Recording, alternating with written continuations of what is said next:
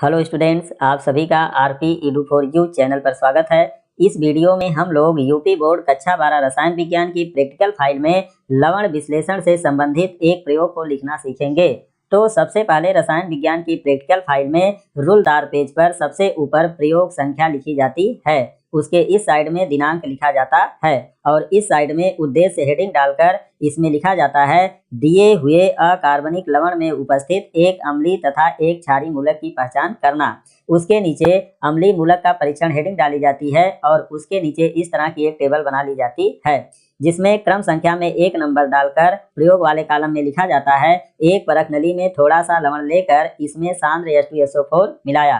प्रेक्षण में लिखा जाता है रंगहीन तीक्ष्ण गंध वाली HCl गैस निकलती है।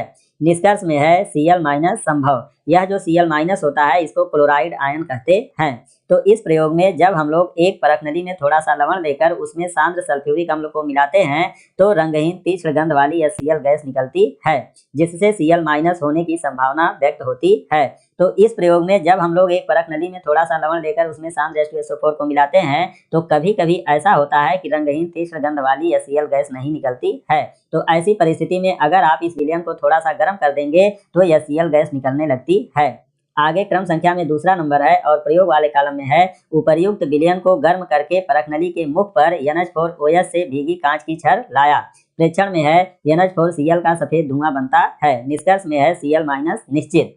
तो इस प्रयोग में जो यह पहले प्रयोग में HCl गैस निकल रही थी उसके संपर्क में जब NH4OH यानी अमोनियम हाइड्रोक्साइड से भीगी कांच की छड़ लाया जाता है तो अमोनियम हाइड्रोक्साइड HCl गैस से क्रिया कर जाती है और अमोनियम क्लोराइड बनाती है। यह जो अमोनियम क्लोराइड होता है इसका धुआं सफेद रंग का होता है जिसके कारण यहाँ पर NH4Cl का सफेद धुआं बनता है।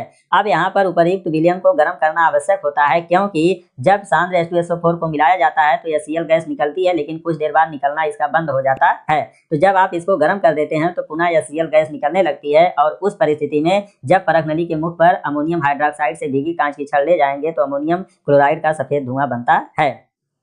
आगे क्रम संख्या में तीसरा नंबर है और प्रयोग वाले कॉलम में है एक परख नली में थोड़ा सा लवण तथा ठोस MnO2 लेकर इसमें सांद्र H2SO4 मिलाकर गर्म किया। प्रेक्षण में है हरे पीले रंग की दम घोटने वाली Cl2 गैस निकलती है।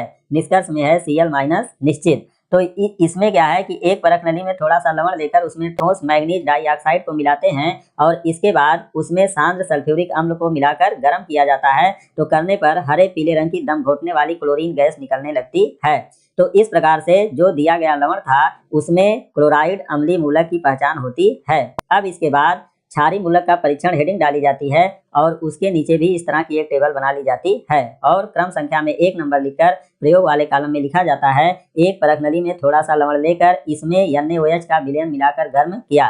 प्रेक्षण में है अमोनिया की गंध वाली गैस नहीं निकलती है। निष्कर्ष में है शून्य समूह अनुपस्थित। तो जब एक परख नली में थोड़ा सा लवण लेकर इसमें सोडियम हाइड्रोक्साइड का विलयन मिला के गर्म किया जाता है तो अगर अमोनिया की गंध वाली गैस निकलती तो शून्य समूह उपस्थित रहता, लेकिन यहाँ पर अमोनिया की गंध वाली गैस नहीं निकल रही है जिसके कारण शून्य समूह अनुपस्थित है। अब क्रम संख्या में दूसरा नंबर लिखा जाता है और प्रयोग वाले कॉलम में लिखा जाता है एक परख नली में थोड़ा सा लवण का मूल विलयन लेकर इसमें तन HCl मिलाया। प्रेक्षण में है कोई अवक्षेप नहीं बनता है। निष्कर्ष में है प्रथम समूह अनुपस्थित। तो जब एक परख नली में थोड़ा सा लवण का मूल विलयन लेते हैं और लेकर उसमें तन HCl को मिलाते हैं तो अगर कोई अवक्षेप बन जाता है तो प्रथम समूह उपस्थित रहता है लेकिन यहाँ पर कोई अवक्षेप नहीं बनता है। तो यह जो तनु HCl होता है यह प्रथम समूह का समूह अभिकर्मक होता है।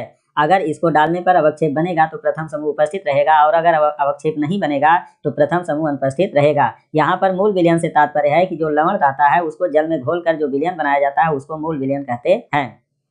आगे क्रम संख्या में तीसरा नंबर है और प्रयोग वाले कॉलम में है उपर्युक्त प्रयोग 2 के विलयन में H2S गैस प्रवाहित किया। प्रेक्षण में है कोई अवक्षेप नहीं बनता है।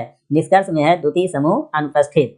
तो यहाँ पर उपर्युक्त प्रयोग 2 के विलयन को लिखा गया है। प्रयोग 2 के विलयन को लिखना आवश्यक है क्योंकि यहाँ पर ऊपर 2 विलयन हैं। तो यह जो दूसरा विलयन था इसमें H2S यानी हाइड्रोजन सल्फाइड गैस को प्रवाहित करना है। तो जब इसमें हाइड्रोजन सल्फाइड गैस को प्रवाहित किया जाता है तो अगर कोई अवक्षेप बनता है तो द्वितीय समूह उपस्थित रहता है।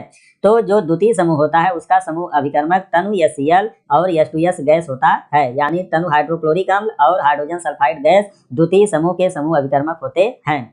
आगे क्रम संख्या में चौथा नंबर है और प्रयोग वाले कॉलम में है उपर्युक्त प्रयोग 3 के विलयन को अच्छी तरह उबालकर H2S गैस निकाल करके इसमें 2 से 3 बूंद तनु HNO3 को मिलाकर अमोनियम क्लोराइड तथा अमोनियम हाइड्रोक्साइड का विलयन मिलाया। प्रेक्षण में है लाल भूरे रंग का अवक्षेप बनता है। निष्कर्ष में है तृतीय समूह उपस्थित Fe3+ संभव। यह जो Fe3+ होता है इसको फेरिक आयन कहते हैं। तो यह जो उपर्युक्त प्रयोग 3 था, प्रयोग 3 में विलयन में H2S गैस को प्रवाहित किया गया है। तो जब तीसरे समूह का परीक्षण किया जाता है तो इस H2S गैस को निकालना होता है। इसके लिए हम विलयन को गर्म करते हैं। तो गर्म करते हैं तो H2S गैस रहती है और ये बाहर निकल जाती है। इसकी पुष्टि के लिए कि क्या विलयन में से सभी H2S गैस बाहर निकल चुकी है, इसके लिए लेड एसीटेट से भीगा हुआ फिल्टर पत्र जब परख नली के मुख पर रखा जाता है तो फिल्टर पत्र काला नहीं होता है। परंतु अगर फिल्टर पत्र काला हो जाता है तो इससे यह सिद्ध होता है कि अभी विलयन में H2S गैस उपस्थित है। विलयन को और अधिक देर तक गर्म करने की आवश्यकता है। तो यह जो लेड स्टेट से भीगा हुआ फिल्टर पत्र होता है उसमें जो लेड पाया जाता है वह H2S से क्रिया कर जाता है और लेड सल्फाइड बनाता है। तो लेड सल्फाइड का रंग काला होता है जिसके कारण लेड स्टेट से भीगा हुआ फिल्टर पत्र काला हो जाता है।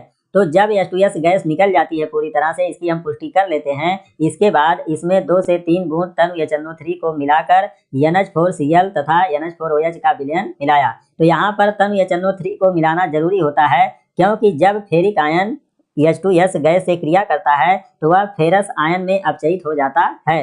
तो जब तनु HNO3 को मिलाकर गर्म किया जाता है तो यह पुनः फेरिक आयन में बदल जाता है। यहाँ पर हम लोगों को फेरिक आयन का परीक्षण करना होता है, जिसके लिए यहाँ पर जो विलयन होता है H2S गैस निकलने के बाद उसमें 2 से 3 बूंद तनु HNO3 को मिलाया जाता है। यह तनु HNO3 जो होता है वह फेरस आयन को फेरिक आयन में बदल देता है।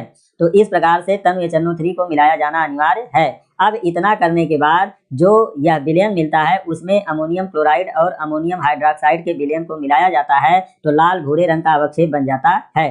तो यह जो अमोनियम क्लोराइड और अमोनियम हाइड्रोक्साइड होता है यह तृतीय समूह का समूह अभिकर्मक होता है। यानी अमोनियम क्लोराइड और अमोनियम हाइड्रोक्साइड तृतीय समूह के समूह अभिकर्मक हैं। जब इनको विलयन में मिलाया जाता है तो लाल भूरे रंग का फेरिक हाइड्रोक्साइड का अवक्षेप बनता है। तो यहाँ पर जो अवक्षेप होता है वो फेरिक हाइड्रोक्साइड का होता है, जिससे सिद्ध होता है कि फेरिक हाइड्रोक्साइड लाल भूरे रंग का होता है। उसके बाद आगे 5वां नंबर है और इसमें लिखा गया है उपर्युक्त लाल भूरे अवक्षेप में तनु HCl मिलाकर गर्म करके इसमें K4FeCN6 का विलयन मिलाया।